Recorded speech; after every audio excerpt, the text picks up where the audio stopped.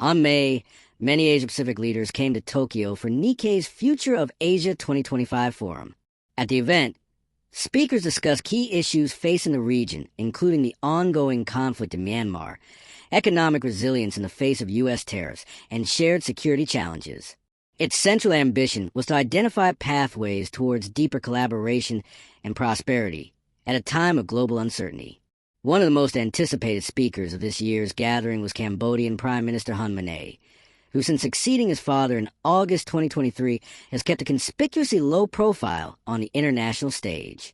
In his speech, Hun Manet discussed industrial recalibrations in the face of shifting global trade networks and spoke of his ambition of transitioning Cambodia's economy away from low-cost, labor-intensive manufacturing to a more diversified, resilient, and knowledge-based industrial structure. Ostensibly, it was a welcome proposition, which landed well with the gathered attendees. However, the reality inside Cambodia continues to point to a very different trajectory, and a failure on the part of Hun Manet to address a number of millstones to economic development, including burgeoning cybercrime networks, government-level corruption, democratic backsliding, and a disregard for the rule of law.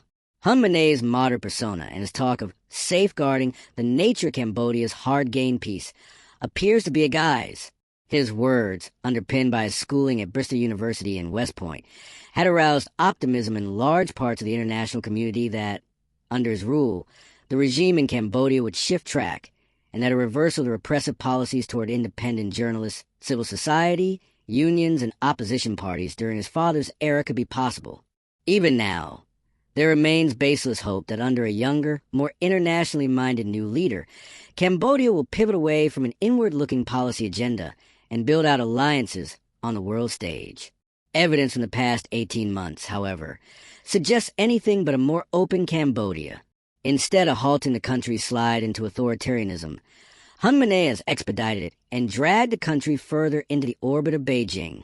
Quick to state Cambodia's peace above all else approach in his speech, he failed to address the attacks on dissidents, the banning of opposition groups, the shuttering of independent media, and the arrest of journalists, including award-winning reporter Mekdara, for reporting on human rights abuses and cybercrime.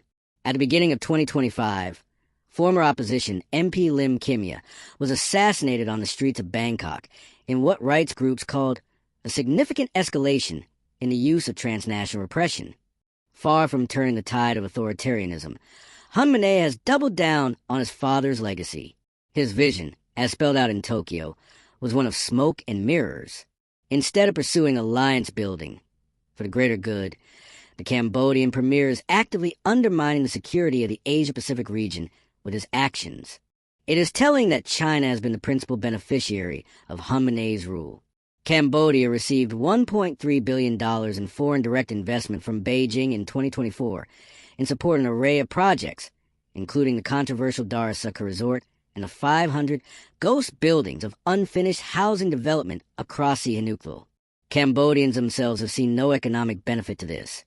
Indeed, in almost all cases, projects have been fulfilled entirely by Chinese labor. Military relations between Cambodia and China have also deepened, to the alarm of neighbors.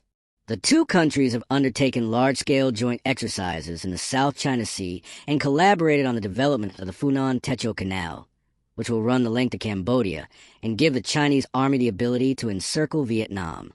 This makes Cambodia an outlier compared to other Asia-Pacific nations.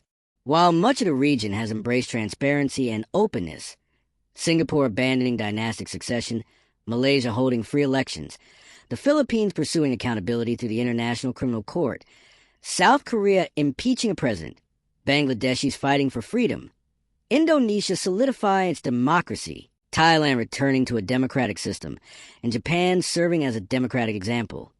The regime in Phnom Penh has embarked on a path of self-interest that risks regional stability. This is what made Hun Manet's appearance in Tokyo so significant. It presented an opportunity not to embolden a young, currently wayward new leader, but a platform to confront and dissect the behavior of his regime. There were those who stood strong, including brave members of the Khmer diaspora who protested his arrival and Pan-Asian inaction on cybercrime, despite the dangers this presents to their families in Cambodia. However, Few inside the forum challenged Hun Manet's disregard of the Cambodian constitution and international law. It was also revealing that he refused to field questions from the attending media. While the event was a missed opportunity to push for important reforms, there will be subsequent forums where Hun Manet and his actions can and should be held to account. With guidance from democratic leaders in the Asia-Pacific, Cambodia can strike a different path, one which prioritizes the diversification of its economic and security arrangements while upholding constitutional democratic requirements. Hun Manet can spearhead this process, but to do so, he will need encouragement and support to pull his regime away from its dependency on China and help ensure that human rights and the interests of Cambodians are prioritized after decades of neglect. Such actions would be a victory for the entire region, and ultimately restore the belief that Cambodia can again become an open, flourishing democracy